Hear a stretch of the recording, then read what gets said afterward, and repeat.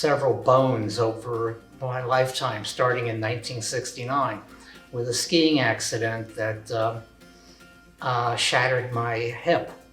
And I've been receiving hip replacements ever since. It left one leg shorter than the other. And so prosthetics are involved, back pain, fatigue for the quadriceps.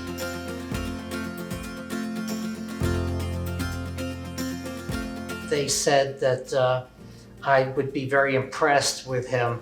When I did first meet him, I was surprised at how much of an interest he took in me as a patient and a person.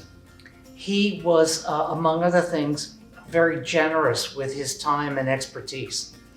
And I found that, that to be not only unusual, but very comforting.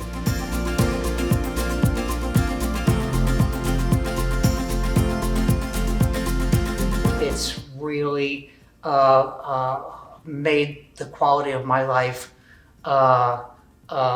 beyond bearable. It's been a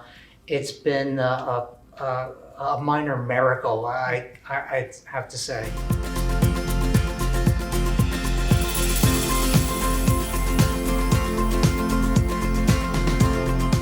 I couldn't have asked for better if I had designed a doctor of my own with pencil and paper, frankly.